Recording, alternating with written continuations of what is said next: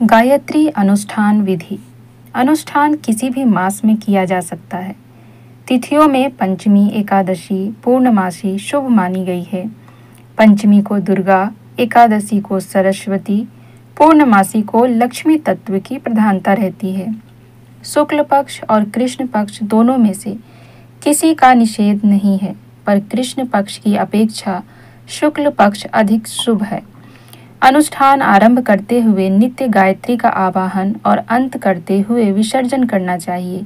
इस प्रतिष्ठा में भावना और निवेदन प्रधान है। श्रद्धा पूर्वक भगवती जगजननी भक्तवत्सला गायत्री यहाँ प्रतिष्ठित होने का अनुग्रह कीजिए। ऐसी प्रार्थना संस्कृत या मातृभाषा में करनी चाहिए और विश्वास करना चाहिए कि प्रार्थना को स्वीकार करके वे कृपा पूर्वक पधार गई हैं। विसर्जन करते समय प्रार्थना करनी चाहिए कि आदि शक्ति, भयहारिणी, शक्तिदायिनी, तरण तारिणी मातृके अब विसर्जित हुई। इस भावना को संस्कृत या अपनी मातृभाषा में कह सकते हैं। इस प्रार्थना के साथ साथ यह विश्वास करना चाहिए कि प्रार्थना स्वीकृत करके वे विसर्जित हो गई हैं। कई ग्रंथों में ऐसा उल्लेख मिलता है कि जब से 10वां भाग हवन, हवन से 10वां भाग तर्पण, तर्पण से 10वां भाग ब्राह्मण भोजन कराना चाहिए। यह नियम तंत्रोक्त रीति से किए हुए पुरस्चरण के लिए है। इन पंक्तियों में वेदोक्त योग विधि की दक्षिण मार्गी साधना बताई जा रही है। इसके अनुसार तर्पण की आवश्यकता नहीं है। अनुष्ठान के अंत में 108 आहुति का हवन हो तो कम से कम होना चाहिए। अधिक सामर्थ्य और सुविधा के अनुसार है। इसी प्रकार त्रिपदा गायत्री के लिए कम से कम 3 ब्राह्मणों को भोजन भी होना चाहिए। दान के लिए इस प्रकार की कोई मर्यादा नहीं बांधी जा सकती। यह साधक की श्रद्धा का विषय है, पर अंत में दान अवश्य करना चाहिए। किसी छोटी चौकी, चबूतरी या आसन पर फूलों का एक छोटा सुंदर सा आसन बनाना चाहिए और उस पर गायत्री की प्रतिष्ठा होने की भावना करनी चाहिए। साकार उपासना के समर्थक भगवती का कोई सुंदर सा चित्र अथवा प्रतिमा को उन फूलों पर स्थापित कर सकते हैं। निराकार के उपासक निराकार भगवती की शक्ति पुंज का एक स्फुलिंग वहां प्रतिष्ठित होने की भावना कर सकते हैं। कोई साधक धूप बत्ती की, दीपक की अग्निशिखा में भगवती की चैतन्य ज्वाला का दर्शन करते हैं और उस दीपक या धूप बत्ती को फूलों पर प्रतिष्ठित करके अपनी आराध्य शक्ति की उपस्थिति अनुभव करते हैं। विसर्जन के समय प्रतिमा को हटाकर शयन करा देना चाहिए। पुष्पों को जलाशय या पवित्र स्थान में विसर्जित कर देना चाहिए। अधजली धूप बत्ती या रुई बत्ती को बुझाकर उसे भी पुष्पों के साथ विसर्जित कर देना चाहिए। दूसरे दिन जली हुई बत्ती का प्रयोग फिर न होना चाहिए। गायत्री पूजन के लिए 5 वस्तुएं प्रधान रूप से मांगलिक मानी गई है। इन पूजा पदार्थों में वह प्राण है जो गायत्री को अनुकूल पड़ता है। इसीलिए पुष्प आसन पर प्रतिष्ठित गायत्री के सन्मुख धूप जलाना, दीपक स्थापित रखना, नैवेद्य चढ़ाना, चंदन लगाना तथा अक्षतों की वृष्टि करनी चाहिए। अगर दीपक या धूप को गायत्री की स्थापना में रखा गया है तो उसके स्थान पर जल का अर्घ्य देकर 5वें पूजा पदार्थ की पूर्ति कर लेनी चाहिए। पूर्ण वर्णित विधि से प्रातःकाल पूर्वाभिमुख होकर शुद्ध भूमि पर शुद्ध होकर कुश के आसन पर बैठें। जल का पात्र समीप रख लें। धूप और दीप जप के समय जलते रहने चाहिए। बुझ जाए तो उस बत्ती को हटाकर नई बत्ती डालकर पुनः जलाना चाहिए। दीपक या उसमें पड़े हुए घृत को हटाने की आवश्यकता नहीं है। पुष्प आसन पर गायत्री की प्रतिष्ठा और पूजा के अनंतर जप प्रारंभ कर देना चाहिए। नित्य यही क्रम रहे।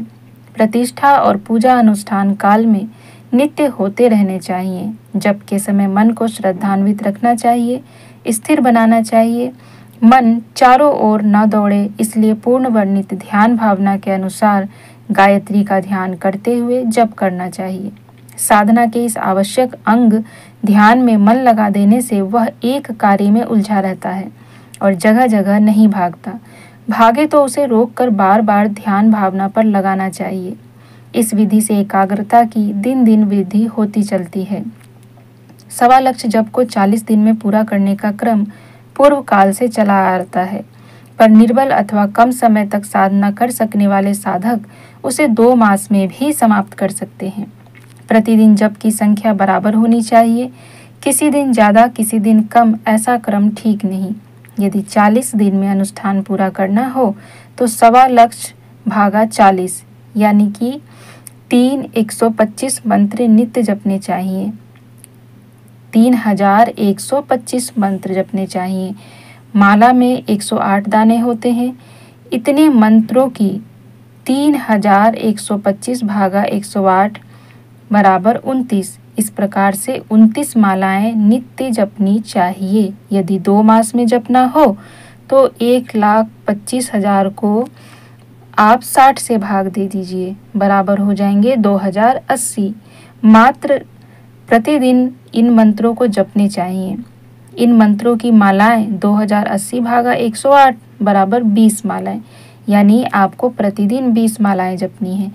यदि आप 1 महीने में 1.25 लक्ष जप पूर्ण करना चाहते हैं तो प्रतिदिन आपको 29 मालाएं जपनी है, और यदि आप 2 महीने में 1.25 लक्ष अनुष्ठान पूरा करना चाहते हैं तो प्रतिदिन आपको 20 मालाएं जपनी हैं। माला की गिनती याद रखने के लिए खड़िया मिट्टी को गंगा जल में सान कर छोटी छोटी गोली बना लेनी चाहिए, और एक माला जपने पर एक गोली एक स्थान से दूसरे स्थान पर रख देनी चाहिए। इस प्रकार जब सब गोलियां इधर से उधर हो जाएं तो जप समाप्त कर देना चाहिए। इस क्रम में जप संख्या में भूल नहीं पड़ती। अनुष्ठान के दिनों में ब्रह्मचर्य से रहना आवश्यक है। सिर के बाल नहीं काटने चाहिए। ठोड़ी की हजामत अपने हाथ ही बनानी चाहिए। चारपाई या पलंग का त्याग करके चटाई या तख्त पर सोना चाहिए। उनकी कठोरता कम करने के लिए ऊपर गद्दे बिछाए जा सकते हैं। आहार विहार सात्विक रहना चाहिए। मद मांस तो पूर्ण रूप से त्याग देना उचित है। अन्य नशीली, बासी, पूरी, गरिष्ठ, चटपटी, तामसिक, उष्ण, उत्तेजक वस्तुओं से बचने का यथासंभव प्रयत्न करना चाहिए। कुविचार, कुकर्म, विलासिता, अनीति आदि बुराइयों से वैसे तो सदा ही बचना चाहिए, पर अनुष्ठान काल में इनका विशेष ध्यान रखना चाहिए।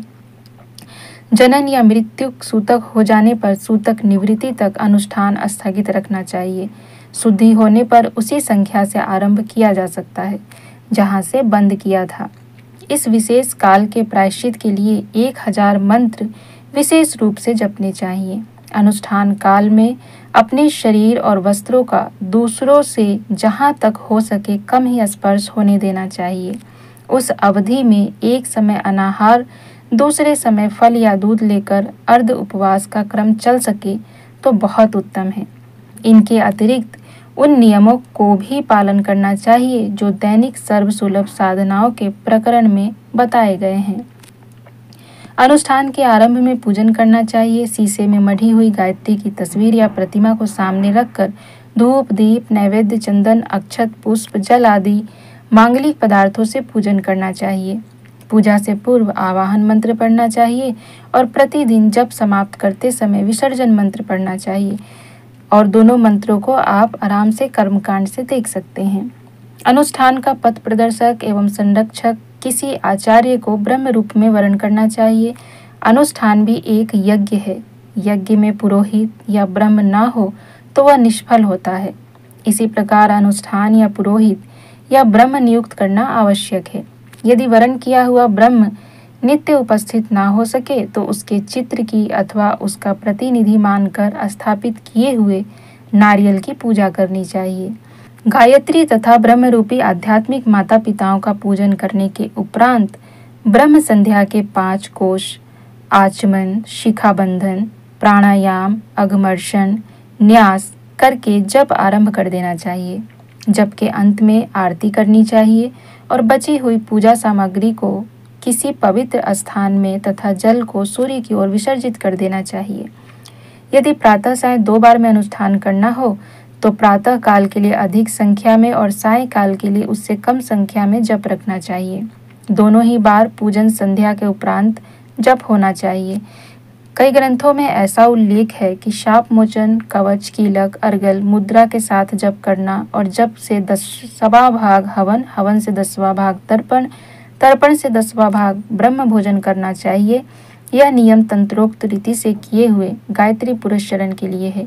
इन पंक्तियों में वेदोक्त योग विधि से दक्षिण मार्गी साधना बताई जा रही है। इसमें अन्य विधियों की आवश्यकता तो नहीं है, पर हवन और दान आवश्यक है। अनुष्ठान के अंत में 108 आहुतियों का हवन अवश्य करना चाहिए। तदंतर शक्ति के अनुष्ठान, दान और ब्रह्मभोज करना चाहिए। ब्रह्मभोज उन्हीं ब्राह्मणों को कराना चाहिए जो वास्तव में ब्राह्मण हैं, वास्तव में ब्रह्मपरायण हैं। कुपात्रों को दिया हुआ दान और कराया हुआ भोजन निष्फल जाता है। इसीलिए निकटस्थ या दूरस्थ सच्चे ब्राह्मणों को ही भोजन कराना चाहिए।